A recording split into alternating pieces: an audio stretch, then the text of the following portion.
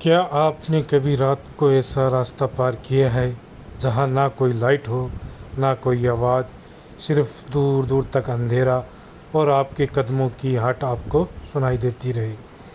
क्या आपने कभी किसी ऐसे साए को देखा है जो इंसान तो है लगे लेकिन इंसान नहीं है? आज की कहानी है एक ऐसे ही रात की, जब एक रोहित नाम का लड़का, जिसको रात के वक्त मिलता है एक अज्ञात साया। तो फ्रेंड्स, मैं आपका दोस्त RJ10 स्टोरी एक्सप्लोरर लेके आया हूँ एक नई डरावनी एंड खौफनाक कहानी। तो चलिए सुनिए मेरे साथ ये कहानी। रोहित, जो एक मिडिल क्लास नौकरी पेशा वाला युवक था, वो अपने दोस्त के यहाँ गया हुआ था। उसका दोस्त का गांव शहर से तकरीबन 20 किलोमीटर दूर था। रोहित अपने दोस्त के यहाँ कोई प्रोग्राम में गया था। रात को आते आते रोहित को 10 बज चुके थे। रोहित अपने दोस्त के यहाँ से बाइक पर सवार होकर अपने शहर की ओर बढ़ रहा था। रास्ता जंगल के बीच से होकर जाता था, टेढ़ा मेढ़ा और कच्चा, लेकिन बिल्कुल सुनसान। वहाँ न तो मोबाइल का नेटवर्क आता था और न ही कोई किसी प्रकार का ढाबा या पेट्रोल पंप था। रोहित ने सोचा बस जल्दी से हाईवे पकड़ लूँ, फिर सब ठीक हो जाएगा।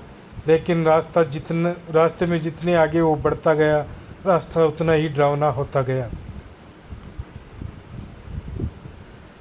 रोहित जैसे जैसे आगे बढ़ रहा था तो उसे एहसास हुआ कि उसके बाइक की लाइट थोड़ी थोड़ी डिम होने लगी है। कुछ देर बाद रोहित ने बाइक को रोककर लाइट को चेक किया, और जैसे ही लाइट की रोशनी थोड़ी तेज़ हुई तो रोहित को उस कच्चे रास्ते पर बीचों बीच एक सफ़ेद कपड़ों में लिपटी एक साया दिखाई दिया। रोहित को लगा शायद ये मेरा वहम है। वो थोड़ा सा आगे बढ़ा तो वो साया भी पीछे पीछे हटता मालूम हो रहा था, और थोड़ी देर में वो साया गायब हो गया। रोहित बहुत ज़्यादा डर गया था, लेकिन अब वो पीछे भी नहीं जा सकता था, उसको बढ़ना आगे ही था। फिर उसने मन ही मन सोचा शायद मेरी आंखों का धोखा होगा और मैं डर रहा हूँ, उसकी वजह से मुझे ये सब दिखाई दे रहा होगा। तो रोहित आगे बढ़ने का फ़ैसला लेता है। लेकिन जब रोहित अपनी बाइक को लेकर तेज़ी से उस रास्ते पर बाइक दौड़ाता है तो उसे एहसास होता है कि उसके पीछे कोई आ रहा है। रोहित ने अपने बैक साइड मिरर में देखा तो उसे मिरर में दिखाई दिया एक सफ़ेद साया, जो बिना दौड़े और बिना चले हवा में तैरता हुआ उसकी तरफ तेज़ी से आ रहा है।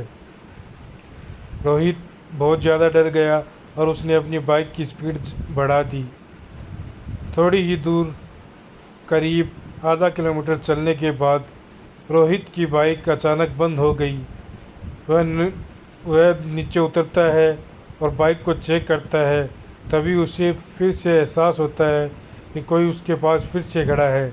वह पीछे मुड़कर देखता है तो उसे कोई दिखाई नहीं देता, लेकिन तभी उसे एक आवाज़ सुनाई देती है, वापस मत जाओ, वो यहीं है। रोहित के सामने एक पुरानी टूटी हुई हवेली होती है। रोहित डर के मारे वहीं छिप जाता है।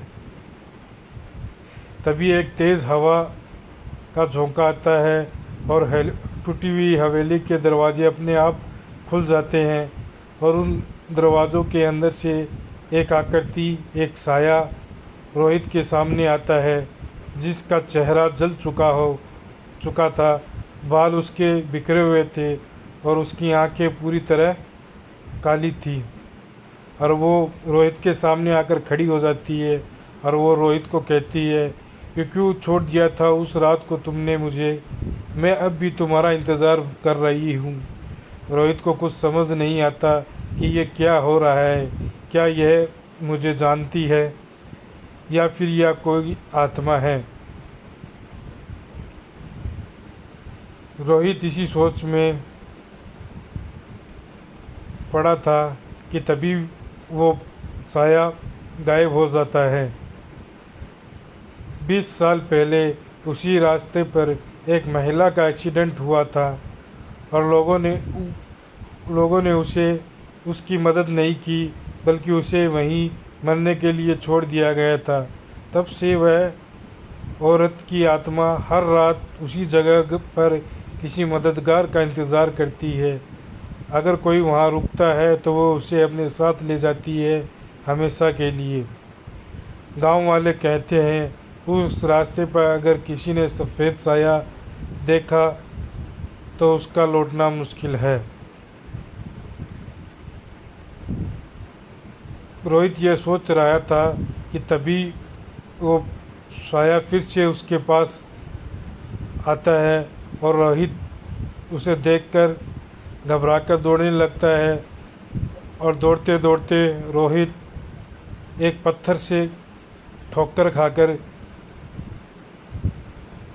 उसी रास्ते के पास गिर जाता है और बेहोश हो जाता है।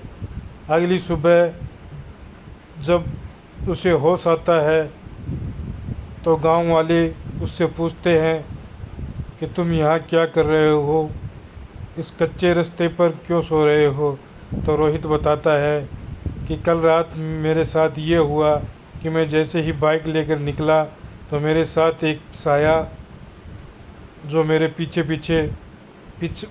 पीछे आया और फिर इस हवेली में चला गया और उसने मेरा पीछा किया तो मैं दौड़ रहा था और गिर के बेहोश हो गया।